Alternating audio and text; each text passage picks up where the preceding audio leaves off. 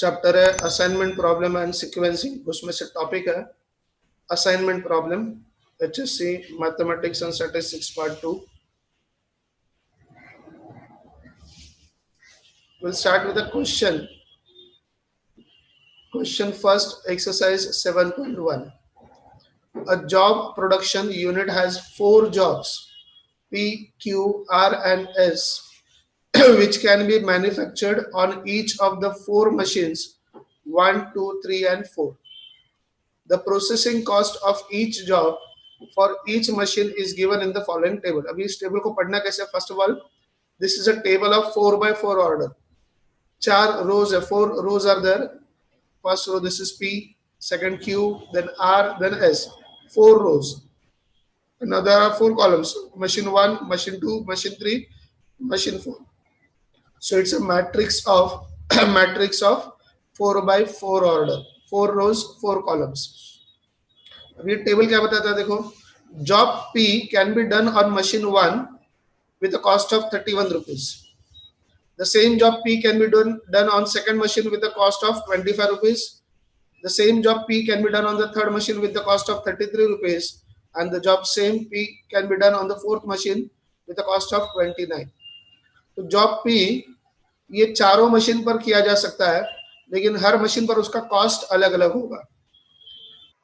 तो ये रो कहता है, ये ऐसे रो का लाइन ऐसे हुआ कि P job can be perform on all the 4 machine. चारों मशीन पर हो सकता है ये, लेकिन हमको किसी एक ही मशीन पर करना है.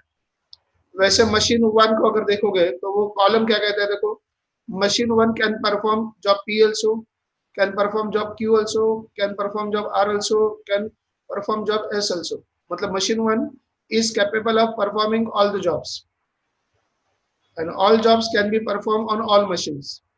सारे जॉब्स सारे मशीन्स पर कर सकते हैं, सारे मशीन सारे जॉब्स कर सकते हैं, लेकिन किसी एक मशीन को एक ही जॉब देना है. That is the problem. Find the optimal assignment to minimize the total processing cost. तो हमको इस तरह से असाइनमेंट करना है ताकि हमारा ओवरऑल खर्चा जो है वो कम हो जाएगा. हर एक जॉब को एक मशीन असाइन करेंगे या फिर हर एक मशीन पर एक ही जॉब होगा. यहाँ पर कंडीशंस क्या है? द कंडीशन इज, अगर आप कंडीशंस देखोगे, number of jobs is equal to number of machines और वर्कर्स. यहाँ पर जॉब्स कितने? 4. मशीन्स भी कितने हैं? 4. ईच वर्कर और machine is assign to only 1 job. हर एक वर्कर को या फिर मशीन को एक ही जॉब देना है. जैसे यहाँ पर मशीन 1 है, machine 1 can perform all the 4 jobs, लेकिन हमको चारों जॉब्स असाइन नहीं करने हैं. तो मशीन 1 को सिर्फ क्या करना है? इन 4 में से कोई भी एक ही जॉब देना है. 4 में से कोई भी एक ही जॉब देना है. ईच वर्कर और machine is independently capable of handling any job. का मतलब क्या है? मशीन 1 जॉब P भी कर सकती है, जॉब Q भी कर सकती है, जॉब R भी हो सकता है, जॉब R S भी हो सकता है मशीन 1 पर. किसी और मशीन की जरूरत वहां पर नहीं पड़ेगी. So all machines are capable of performing all the task. Objective of the assignment is clearly specified. हमको ये असाइनमेंट किस चीज के लिए करना है? कॉस्ट को कम करने के लिए या प्रॉफिट को बढ़ाने के लिए पहले से पता होना चाहिए. जैसे यहाँ पर इस क्वेश्चन में क्या है? Find the optimal assignment to minimize the total processing cost. हमारा मकसद क्या है? What is the main intention? To minimize the processing cost. तो ये क्वेश्चन जो है असाइनमेंट जो मिनिमाइजेशन का है. वैसे कभी कभी मैक्सिमाइजेशन का भी आता है. अगर प्रॉफिट दिया है तो we have to maximise the profit. तो see what are the conditions. Number of jobs is equal to number of machines. हमारे पास 4 जॉब्स है तो 4 मशीन्स भी है. ईच वर्कर और machine is assign to only 1 job. Ultimately हमको एक मशीन को एक ही जॉब असाइन करना है. ईच वर्कर और machine is independently capable of handling any job. Machine 1, machine 2, machine 3, machine 4, चारों मशीन्स चारों जॉब्स कर सकते हैं बिना किसी दूसरे की मदद से. मतलब किसी और मशीन की जरूरत उनको नहीं पड़ेगी. And objective is clearly specified. हमको पहले से पता होगा हमको असाइनमेंट जो करना है वो मिनिमाइजेशन के लिए करना है या फिर मैक्सिमाइजेशन के लिए करना है. तो क्या होता है assignment problem? Definition of assignment problem. Assignment problem is a special type of problem which deals with allocation of various resources to various activities on one-to-one basis. फिर से एक बार क्या लिखा है? Assignment problem is a special type of problem which deals with allocation of various resource, जैसे allocation of machines, machines को allocate करना है, असाइन करना है to various activities on one to one basis. मतलब मशीन वन को अगर पहला जॉब देते हैं तो मशीन टू को दूसरा देना होगा, तीसरा, मतलब एक मशीन को एक जॉब, या फिर एक जॉब के लिए एक machine. It is done in such a way that the total cost और time involve in the process is minimum. वो इस तरीके से करना है कि हमारा ओवरऑल कॉस्ट या फिर हमारा ओवरऑल टाइम जो है परफॉर्म करने का वो कम से कम होना चाहिए, या फिर प्रॉफिट होगा तो वो मैक्सिमम होना चाहिए। So this is intention or we can say goal of assignment, कि अगर कॉस्ट है, टाइम है, तो वो कम से कम होना चाहिए, प्रॉफिट है तो वो ज्यादा से ज्यादा होना चाहिए। Now an assignment problem can be represented by n matrix, जैसे अभी हमारा देखा हमने 4 rows 4 columns 4 by 4 matrix which constitutes n factorial possible ways of making assignments। तो n factorial मतलब यहाँ पर क्या होगा, 4 by 4 है तो 4 factorial हो गया।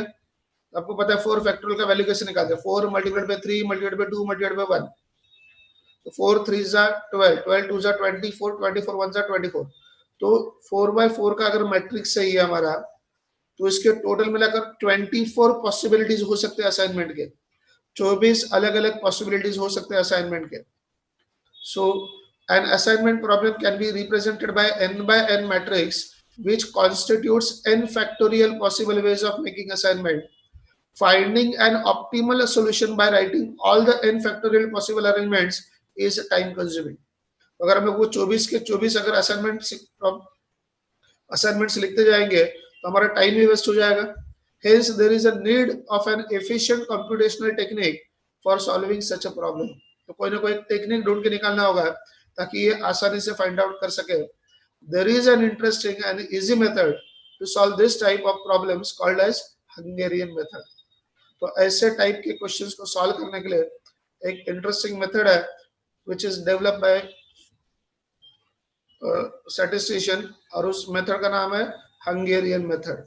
अब इस हंगेरियन मेथड में क्या है, the Hungarian method is an optimization algorithm that solves an assignment problem. Hungarian method is based on the following properties. पहला है, if a constant positive or negative plus or minus is added to the every element, जब हम लोग positive number add करेंगे तो plus ही होगा, लेकिन negative number add करेंगे तो माइनस हो जाएगा, is added to every element of any row or column in the given cost matrix।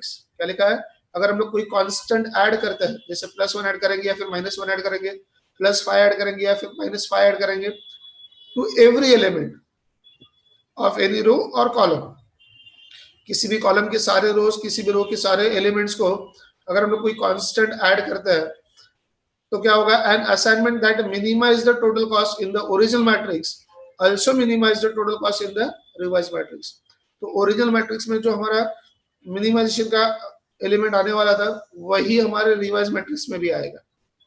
It is an assignment problem, a solution in an assignment problem, a solution having zero total cost of assignment is an optimal solution। तो वहां पर जब assignment के लिए आएगा तो number कौन सा आएगा, 0, तो 0 will be that optimal solution, 0 cost of assignment will be the optimal solution. ये क्या है एग्जैक्टली, ये दोनों स्टेप्स वो हम लोग वहां पर देखेंगे क्वेश्चन सॉल्व करते समय। तो ये आपको ये पहले तो क्वेश्चन समझ में आ गया। क्वेश्चन क्या है, there are 4 jobs and 4 machines. Job P can be done on any machine with different cost. वैसे ही all machines can perform all the jobs with the different cost. जैसे मशीन 2 ये चारों जॉब कर सकते हैं, लेकिन पी करेंगे तो 25 रुपीज खर्चा आएगा, क्यू करेंगे तो 24 रुपीज खर्चा होगा, आर को करेंगे तो 21, एस को करेंगे तो 36 रुपीज खर्चा आएगा। So all machines are capable of performing all the jobs. लेकिन हमारा असाइनमेंट का मकसद है किसी एक मशीन को एक ही जॉब देंगे या फिर एक जॉब को एक ही मशीन असाइन करेंगे, और वो इस तरीके से असाइनमेंट होना चाहिए कि हमारा ओवरऑल कॉस्ट क्या होगा, मिनिमाइज होगा, कम से कम होगा। तो कैसे करेंगे देखो। So let us solve this problem by Hungarian method. Subtract the smallest element in each row from every element of it। देखो ध्यान से लाइन को पढ़ो, क्या लिखा है, Subtract the smallest element in each row। हर एक रो में से जो सबसे छोटा वाला एलिमेंट होगा, सबसे लोवेस्ट एलिमेंट होगा, उसको क्या करना है, सब्ट्रैक्ट करना है, किसमें से, from every element of it. तो उस रो के बाकी एलिमेंट से उसको माइनस करना है। तो देखो आपके पहले वाले रो में, पी वाले रो में 31, 25, 33, 29, इसमें से लोवेस्ट कौन सा है, 25। तो इस 25 को सब में से माइनस करना है। तो 31 माइनस 25, देखो 31 minus 25 that is 6, 25 minus 25 that is 0। फिर उसके बाद होगा 33 माइनस 25, 33 में से 25 माइनस करेंगे तो 8 आएगा, तो ये रहा 8। फिर उसके बाद है 29 माइनस 25, 29 माइनस 25 दैट इज 4, ये आ गया 4। ऐसा आपको हर एक रो के लिए करना है। तो हम लोग सेकेंड रो में आते हैं। क्यू वाले रो में देखो क्या है, 25, 24, 23 एंड 21। तो उसमें लोवेस्ट कौन सा है, 21 है। लोवेस्ट कौन सा है, 21 है। इस 21, this is lowest element from second row. Second row में से लोवेस्ट एलिमेंट है 21। तो इस लोवेस्ट एलिमेंट को हर एक एलिमेंट में से माइनस करेंगे। तो 25 minus 21 that is 4। Next is 24 minus 21 that is 3। Next is 23 minus 21 that is 2 and 21 minus 21 that is 0. अब आते हैं थर्ड रो में। 19, 21, 23, 24, इसमें से लोवेस्ट कौन सा, 19 है। तो 19 minus 19 that is 0, 19 minus 19 that is 0, 21 minus 19 that is 2, फिर 23 minus 19 that is 4, ये आ गया 4, and 24 minus 19 that is 5, तो ये आ गया 5। तो वैसे ही आपको लास्ट रो के लिए भी करना है। So I am not discussing the last row. आपको पता है यहाँ पर 34 इज द लोवेस्ट, तो ये 0 हो जाएगा। यहाँ पर क्या होगा, 4, 2, 0 एंड 6, क्या हो जाएगा, 4, 2, 0 एंड 6। तो ये रहा 4, 2, 0 एंड 6। तो ये था हमारा फर्स्ट स्टेप। क्या स्टेप है, आपको ये लिखना है स्टेप को, subtract the smallest element in each row from every element of it. Subtract the smallest element in each row from the every element of it. अब जैसे रो के लिए किया वैसे कॉलम के लिए करना है। तो हमारा ये रिवाइज मैट्रिक्स बन गया। ओरिजिनल क्वेश्चन का मैट्रिक्स ये था। तो इसके लिए जो असाइनमेंट आएगा हमारा, वो जो प्रॉपर्टी वो यही है। इसके लिए जो असाइनमेंट था that is valid for this assignment matrix also. तो ये मैट्रिक्स के लिए भी वो वैलिड होगा। ये था property. If a constant is added to every element of any row और column in the cost matrix and assignment that minimise the total cost in the original matrix. तो जो असाइनमेंट ओरिजिनल मैट्रिक्स में हो सकता था, also minimize the total cost in the revised matrix, वही assignment हमारे revise matrix में भी पॉसिबल है। तो जो असाइनमेंट हम लोग इस टेबल को देखकर कर सकते थे, वही असाइनमेंट हम लोग इस टेबल में से भी कर सकते हैं। This is revise matrix, this is original matrix. ये ओरिजिनल मैट्रिक्स है और ये कांस्टेंट ऐड करने के बाद का ये रिवाइज मैट्रिक्स है। हमने कौन सा कांस्टेंट ऐड किया, हर एक रो में अलग अलग किया। पहले रो में -25 किया, सेकेंड रो में -21, थर्ड रो में -19, फोर्थ रो में -34। तो ये रिवाइज मैट्रिक्स है। तो प्रॉपर्टी का मतलब क्या है, जो असाइनमेंट इस ओरिजिनल मैट्रिक्स के लिए हो सकता था, वही असाइनमेंट इस रिवाइज मैट्रिक्स के लिए होगा। Now the second step. Second step देखो क्या है, subtract the smallest element in each column from every element of it. Subtract the smallest element in each column. अभी रो हो गया, अभी कॉलम करेंगे। From every element of it. तो अभी देखो हमारे पास ये रिवाइज मैट्रिक्स था। अब इसमें से लोवेस्ट कौन सा है, 0 है। तो 0 को माइनस करोगे तो सेम मैट्रिक्स आएगा। तो 6, 4, 0 एंड 4। देखो यहाँ पर 6, 4, 0 एंड 4। सेकंड वाले में यहाँ पर भी 0 है, तो 0 को माइनस करेंगे तो सेम आएगा, क्योंकि लोवेस्ट 0 है। तो किसी भी नंबर से 0 माइनस करते हो तो सेम नंबर आता है। तो 0, 3, 2 एंड 2। तो ये रहा 0, 3, 2 एंड 2। थर्ड, यहाँ पर भी एक 0 है, तो ये भी नंबर सेम आएंगे, 8, 2, 4 एंड 0। तो ये रहा 8, 2, 4 एंड 0।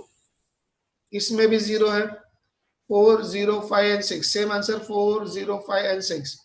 ऐसा हर बार हर क्वेश्चन में नहीं होगा, राइट। तो यहाँ पर सेम आ गया। क्या स्टेप था यहाँ पर, subtract the smallest element in each column from every element of it. पहला स्टेप क्या है, रो में से लोवेस्ट एलिमेंट है उसको माइनस करना है सारे एलिमेंट्स में से। दूसरा स्टेप क्या है, कॉलम में से जो लोवेस्ट एलिमेंट है उसको माइनस करना है सारे एलिमेंट्स फ्रॉम दैट कॉलम। अब उसके बाद ये जो आ गया है उसको हम लोग स्ट्रेट लाइन से कनेक्ट करेंगे जीरोस को। Cover all zeros bye minimum number of straight lines. Cover all zeros bye minimum number of straight lines straight line कौन सा हो सकता है? हॉरिजॉन्टल और वर्टिकल, डायगोनल नहीं होगा। क्रॉस लाइंस नहीं ड्रॉ करना है। कौन सा होगा? हॉरिजॉन्टल और वर्टिकल। आप चेस खेलते हो तो चेस में एलिफेंट का जो मूव होता है, कैमल का नहीं। कैमल भी स्ट्रेट चलता है लेकिन टेढ़ा चलता है, क्रॉस लाइन में चलता है। तो कैमल का मूव नहीं करना है, किसका करना है? एलिफेंट का मूव। एलिफेंट का मूव मत पता है आपको, हॉरिजॉन्टल या फिर वर्टिकल, सीधा चलना है, हाथी के जैसा। चेस में जैसे हाथी चलता है वैसे चलना है, घोड़े की तरह या फिर ऊंट की तरह नहीं चलना है। राइट, किसकी तरह चलना है? हाथी की तरह चलना है, सीधा, या तो हॉरिजॉन्टल या फिर वर्टिकल। तो ये सारे जीरोस को हमको क्या करना है? कवर करना है। अब देखो ध्यान से यहाँ पर क्या हो रहा है। अगर यहाँ पर ये जीरो है, इस कॉलम में तो एक ही जीरो है, और इस रो में भी एक ही जीरो, तो कैसे भी ड्रॉ करो, चाहे वर्टिकल लाइन ड्रॉ करो चाहे हॉरिजॉन्टल ड्रॉ करो, एक ही लाइन से कवर होगा। सेम ये वाला जीरो, ध्यान से देखो, पूरे रो में एक ही जीरो, पूरे कॉलम में एक ही जीरो है। तो चाहे आप वर्टिकल लाइन ड्रॉ करो चाहे हॉरिजॉन्टल ड्रॉ करो चाहे वर्टिकल करो, एक लाइन तो ड्रॉ करना होगा। इस जीरो के लिए भी देखो क्या है, यहाँ पर रो में एक ही जीरो, कॉलम में भी एक ही जीरो है, तो आप चाहे वर्टिकल लाइन ड्रॉ करो चाहे हॉरिजॉन्टल, एक लाइन ड्रॉ करना ही होगा। और यहाँ पर भी पूरे रो में और पूरे कॉलम में एक ही जीरो है, so we have to draw any line, vertical or horizontal. तो यहाँ पर कैसे कनेक्ट करेंगे? तो हमने यहाँ पर सारे वर्टिकल लाइन से कनेक्ट कर दिए, आप हॉरिजॉन्टल से भी कनेक्ट कर सकते हो। यहाँ पर एक ऐसा लाइन, दूसरा ऐसा, तीसरा, चौथा, यहाँ पर 4 जीरोज है और कनेक्ट करने के लिए 4 जीरोज है। याद रखो ये लाइन जो है वो मिनिमम होनी चाहिए। लाइन जो वो क्या होना चाहिए? मिनिमम होना चाहिए, that should not be maximum. उसका एक एग्जांपल दिखाता हूँ, क्या मतलब है उसका। समझो हमारे पास ये जो है ये जीरोज है, अभी यहाँ पर 5x5 है, 5x5 है, 5 वैगन्स 5 स्टेशन। तो जीरोस को अगर मुझे कवर करना है, जीरोस का अगर मुझे कवर करना है, तो अगर मैं वर्टिकल लाइंस ड्रॉ करूंगा तो देखो 1 2 3, यहाँ पर भी जीरो, यहाँ पर भी जीरो, 4, यहाँ पर भी जीरो, 5, तो मेरे 5 लाइन वैसे भी बन जाएंगे। लेकिन मुझे मैक्सिमम लाइन ड्रॉ नहीं करना है, क्या करना है? Minimum line. क्या करना है? I have to cover it with minimum lines. Cover all zeros with minimum number of lines. तो अगर मैक्सिमम लाइन से कवर करना होता तो 5 लाइन हो जाता। देखो एक वर्टिकल यहाँ पर, एक वर्टिकल यहाँ पर, 2, तीसरा वर्टिकल यहाँ पर, चौथा वर्टिकल यहाँ पर, पांचवा वर्टिकल यहाँ पर, तो 5 लाइन, 5x5 का ऑर्डर था, 5 लाइन हो गया। लेकिन ऐसा नहीं चलेगा, तो इसको मिनिमम लाइन से कवर करना है। मतलब कैसे करना है देखो, तो हमको ढूंढना है कि मैक्सिमम जीरोस कहाँ पर है। देखो 1 2 3 4, यहाँ पर 4 जीरोस है, so will draw only one single line. तो एक लाइन में क्या हो गया? चारों जीरोस कवर हो गए। Draw the minimum line to cover maximum zero, minimum straight lines to cover maximum zeros, है ना। मिनिमम लाइन होनी चाहिए मैक्सिमम जीरोस कवर करने के लिए। यहाँ पर भी देखो 1 2 3 4, तो ये 4 के लिए ये लाइन आ गया, ये जीरोस कवर हो गया। राइट, अब देखो इस कॉलम में एक भी जीरो नहीं बचा, इस कॉलम में एक भी जीरो नहीं बचा, क्योंकि कवर हो गया लाइन से। यहाँ पर एक जीरो बचा है, अब इसके हॉरिजॉन्टल में और वर्टिकल में एक ही जीरो है, आप कैसे भी लाइन ड्रॉ करो। तो मैंने समझो ऐसे लाइन ड्रॉ की, आप हॉरिजॉन्टल भी कर सकते हो। अब यहाँ पर जो बचे जीरोस उसको कवर कर ले। देखो आप ऐसा ड्रॉ नहीं करोगे 1 2, मैक्सिमम नहीं करना, मिनिमम। तो 1 2 3, 3 रो को कवर करने के लिए हम लोग एक लाइन ड्रॉ कर सकते हैं। तो यहाँ पर आप क्या देख रहे हो कि सारे जीरोस हमारे कवर हुए, लेकिन लाइन कितना हुआ? सिर्फ 1 2 3 और 4 ही हुआ। हालांकि 5 कॉलम है लेकिन 4 ही लाइन में कवर हो गया, तो यहाँ पर मिसमैच हो गया, लाइन और कॉलम्स हमारे मैच नहीं हो रहे। यहाँ पर आपको मिनिमम लाइन से कवर करना है। क्या करना है? मिनिमम लाइंस कवर करना, मैक्सिमम नहीं। क्योंकि अगर मुझे सारे जीरोस करने थे, अगर मैं वर्टिकल लाइंस खींचते जाता हूँ तो इसके लिए भी एक लाइन आएगा, इसके भी लाइन आएगा, तो 5 लाइन हो जाएगी। ऐसा नहीं करना है, minimum line to cover maximum zeros. तो आपको ये समझ में आया होगा कि लाइन शुड बी मिनिमम। यहाँ पर cover all zeros bye minimum number of straight lines, horizontal और वर्टिकल। तो हमने यहाँ पर कर दिया। हमने यहाँ पर देखा था क्वेश्चन में क्या हुआ है, हर रो में या फिर हर कॉलम में एक ही जीरो है और हर रो में भी एक ही जीरो है, तो कोई मैक्सिमम जीरो हम लोग कवर कर नहीं सकते, हर एक जीरो के लिए एक लाइन लगेगा ही। तो चाहे आप हॉरिजॉन्टल ड्रॉ करो चाहे वर्टिकल करो, 4 लाइंस तो होगा ही होगा। यहाँ पर 4 लाइंस आ गया। हमारा ओरिजिनल मैट्रिक्स कितने का था, 4x4 ऑर्डर का था, और लाइंस भी कितने आ गए, 4 आ गए। तो हमको क्या लिखना है, as the minimum number of straight lines required to cover all zeros in the assignment matrix equals to the number of rows and columns. Minimum number of straight lines कितना आ गया, 4, 1 2 3 4। Minimum number of straight lines कितना है, वो 4। To cover all zeros equals, ये equal है किसका, the number of रोज और कॉलम्स। ये कौन सा ऑर्डर है, 4x4 का है, मतलब 4 रोज 4 कॉलम, लाइन भी 4 आ गया, मतलब नंबर मैच हो गया, 4 लाइंस 4 कॉलम्स, 4 लाइंस 4 रोज। देयरफॉर ऑप्टिमल सॉल्यूशन है, तो हमारा फाइनल आंसर आ गया। ये इंडिकेशन है कि आपका फाइनल आंसर आया कि नहीं आया। तो यहाँ पर ये फाइनल आंसर आ गया है, क्योंकि लाइंस भी 4 ड्रॉ हुआ है, रोज भी 4 है, लाइन भी 4 है, कॉलम भी 4 है। लेकिन जैसे हमने यहाँ पर देखा था अरे क्वेश्चन में, तो यहाँ पर क्या हो रहा है, 5 कॉलम है या फिर 5 रोज और लाइन सिर्फ 4 ही हुआ है। As the number of lines covering all zeros 4 is not equal to the order of matrix 5, matrix है 5x5 का और लाइन सिर्फ 4 आ गया, तो यहाँ पर सॉल्यूशन नहीं आया, तो उसको आगे और सॉल्व करना पड़ेगा। लेकिन अभी जो हम लोग क्वेश्चन सॉल्व कर रहे हैं उसमें क्या हो रहा है, उसमें क्या हो रहा है, यहाँ पर अभी हम लोग जो क्वेश्चन सॉल्व कर रहे हैं उसमें जितने लाइंस है उतने का ही मैट्रिक्स है, 4x4 का मैट्रिक्स है और लाइंस भी 4 ड्रॉ हो गया। So, as the minimum number of straight lines required to cover all zeros in the assignment matrix equals the number of rows and columns, optimal solution has reached। हमारा answer आ चुका है। अब answer को लिखेंगे कैसे, मतलब पहले जीरो को असाइन करना। So assigning through zeros we get, क्या हो रहा है देखो, पी के लिए ये नंबर है, ये टेबल है आपका, ये जो है टेबल है। अब देखो मैं आपको समझाता हूँ, इस टेबल में समझाता हूँ। जॉब पी के लिए हमको उस मशीन को असाइन करना है जिसका कॉस्ट 0 है। जॉब पी के लिए उस मशीन को असाइन करना है जिसका कॉस्ट क्या है, 0 है। तो ये देखो 0 यहाँ पर, पी के लिए 0। तो पी के लिए कौन सा मशीन देंगे, सेकंड मशीन। देखो आंसर में पी को कौन सा मशीन दिया है, सेकंड मशीन, जिसका कॉस्ट 0 है। नेक्स्ट क्यू के लिए देखो क्या हो रहा है, क्यू के लिए देखो यहाँ पर 0 है, मतलब फोर्थ मशीन असाइन करेंगे। क्यू के लिए देखो फोर्थ मशीन आ गया, क्यू के लिए फोर्थ मशीन आ गया, क्यू के लिए फोर्थ मशीन। फिर आर के लिए क्या होगा, आर के लिए देखो यहाँ पर 0 है, तो फर्स्ट मशीन, आर के लिए फर्स्ट मशीन, तो ये रहा आर के लिए फर्स्ट मशीन, और वैसे एस के लिए थर्ड मशीन।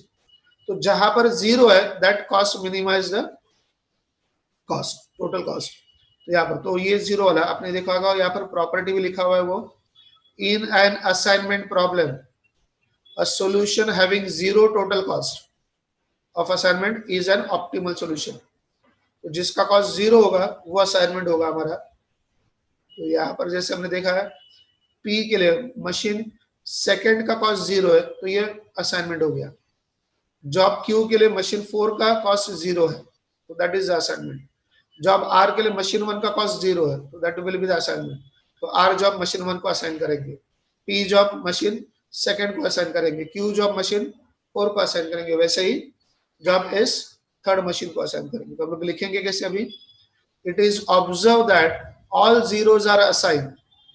क्या देखा हमने, सारे जीरोस को असाइनमेंट हो गया। तो यहाँ पर 0 है तो इसको जॉब पी हो गया, ये 0 है तो इसको जॉब क्यू हो गया।